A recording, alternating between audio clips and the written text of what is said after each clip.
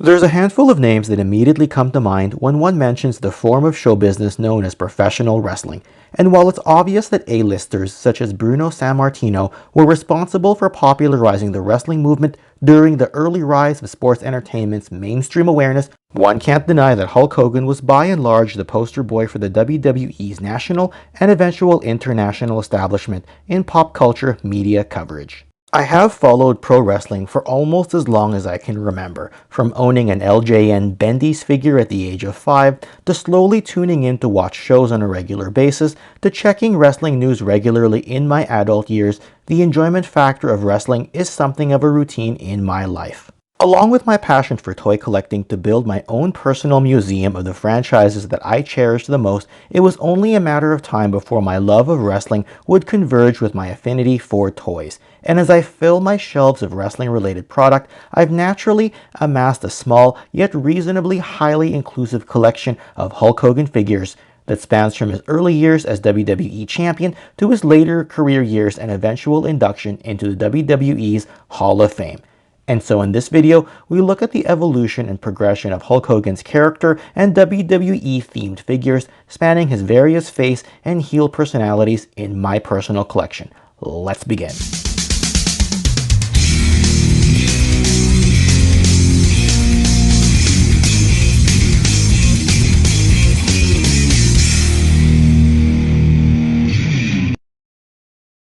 I have covered the topic of Hulk Hogan before in my comparison of the Storm Collectibles vs Mattel Ultimate Edition NWO releases, as well as talking about him as part of a broader topic in my Golden Era of Wrestling visual figure guide. He's also shown up in my History of LJN WWE Superstar Series 1 video, so definitely check out those videos in my channel's back catalog if you have some free time.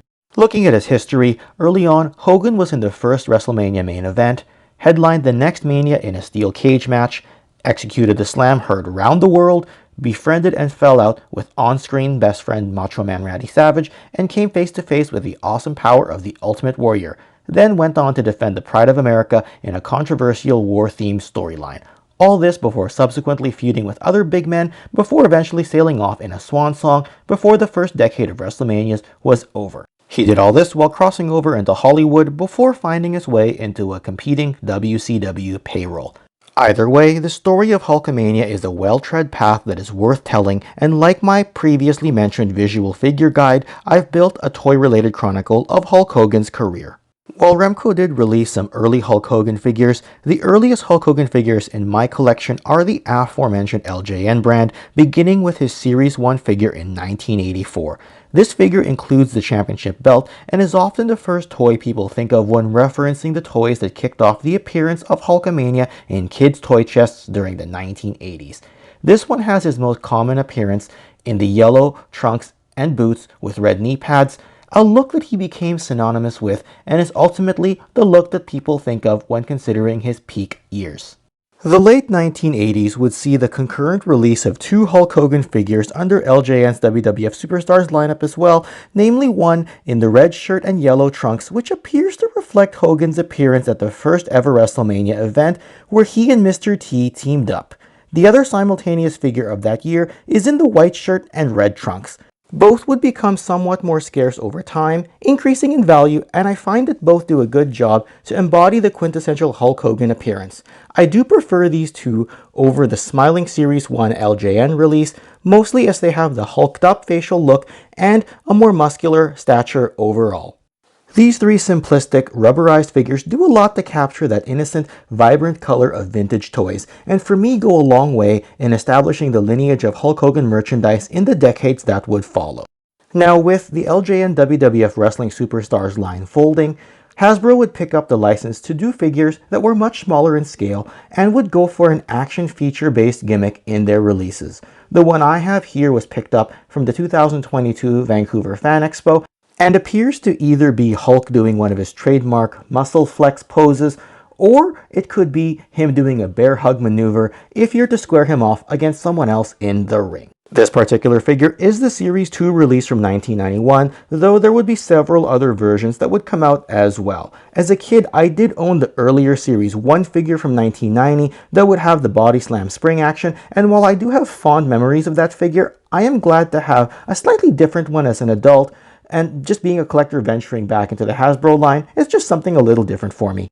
I do also have this somewhat quirky vintage bootleg of Hogan in the Masters of the Universe style mold, albeit with unarticulated legs. I've also owned in the past a WCW version of the original San Francisco Toymakers Hogan, though I didn't end up keeping it, even if it is a nice looking 90s version of him. Now, if we're looking at Hogan's modern figure releases in the classic color scheme, this Defining Moments sub-series release is among the best out there. It comes with the version of the WWE Championship he wore between 1986 to 1988 and was the one he wore out to the ring during his timeless showdown with Andre the Giant at the Pontiac Silverdome for WrestleMania 3.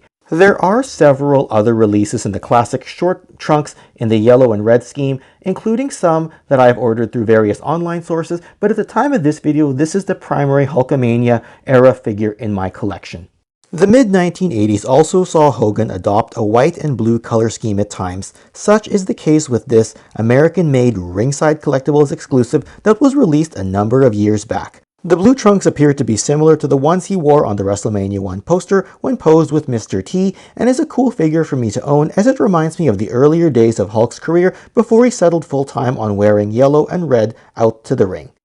Now, allow me to transition away from figures for a moment before circling back, as I think this is an important discussion point that would alter the path of Hulk's career and also creates a whole nother action figure option as the years would go by. In July of 1996, I was one of many teenagers who was stunned and shocked while sitting at home during the formation of the New World Order. I'll never forget the time in the opening days of summer vacation when a friend phoned me, told me that Razor Ramon and Diesel had somehow invaded the WCW, challenged 3 of their main stars to a multi-man tag match, and that the 2 of them would unveil a 3rd tag team partner at the Bash at the Beach pay-per-view. I have to admit that when the Hulkster came out to the ring during the closing moments of the match to apparently chase off Hall and Nash, I didn't know what to expect. As such, when he dropped the leg on Randy Savage and embraced Hall and Nash, I remember the shudder that trembled up my spine, seeing the larger-than-life hero I'd spent years and years cheering for turn to the dark side. Even back then, I knew I had just witnessed history in the making. The moment was so monumental that Hogan reminisces his anxious feelings in the 2009 Rise and Fall of WCW documentary. In his own words, "As I was on my way out to the ring, I was thinking, oh my gosh, are we gonna get out of this arena alive? Oh my gosh, how much stuff are they gonna throw? Oh my gosh, are they gonna have a riot?" And indeed, the fans in attendance peppered the ring with garbage, while Hulk cut a scathing promo on the fans and the WCW in general, elevating World Championship Wrestling to another level during the Monday Night War with the WWF.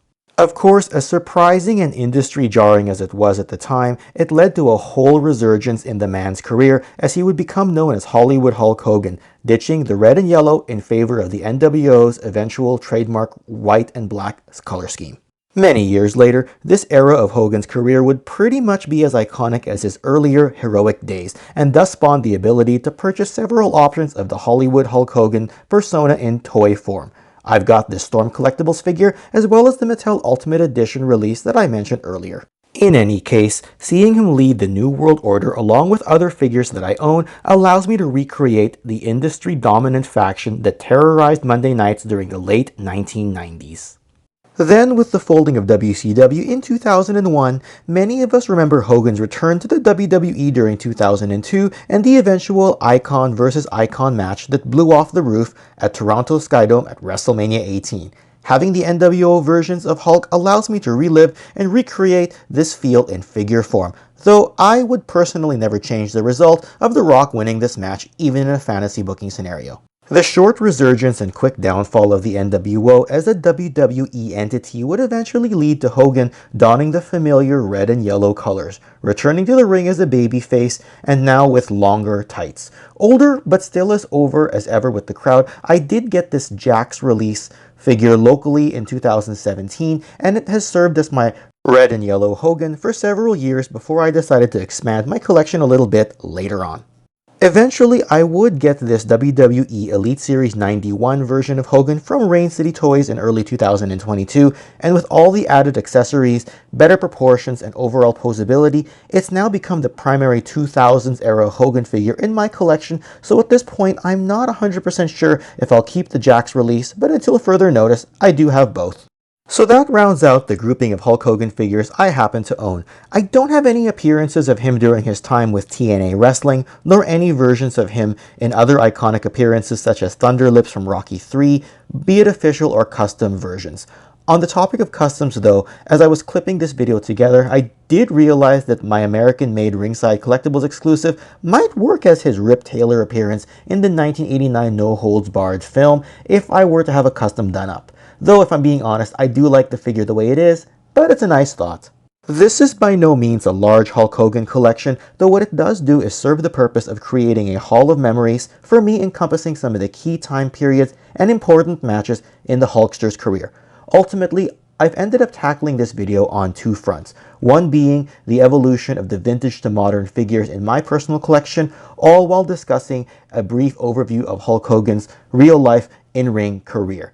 Let me know in the comments section if this sort of video with a twofold discussion approach of toy history and character history works for you or not, as I'm happy to do more of these videos if you like in the future.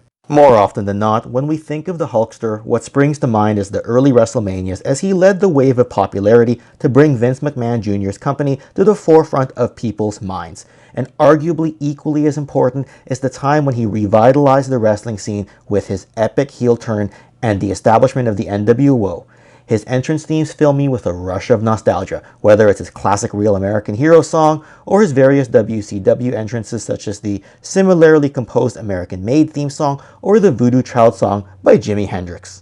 You'll notice that I haven't really spoken about the controversial parts of Hogan's life, such as the infamous early 1990s steroid scandal or his reputation for apparent backstage politicking and reported ego-driven antics behind the scenes. That's just because I've elected to discuss more of the character as it was presented to us on screen and how that evolved into toy form. So while I am aware of the less than glorious side of the Hulkster and I am briefly acknowledging it here, I'm just doing that more as a prudent mention. I did feel like though that talking about it much would take away from the purpose of this video, especially if I went into a deep dive on that topic alone. Alright, so we've come to the end of this video. Special thanks to my Patreon supporters whose names can be found in the description below, and please be sure to visit patreon.com/toyconnections if you'd like to further support me in this channel on an ongoing basis. Also, if you'd like to see some of my other content, please click on my other videos here. Subscribe if you already haven't, press that like button to spread this video to more viewers, and share it with your friends. I've certainly enjoyed this trip down Hulkamania's memory lane, and with that, I'll see you all again next time.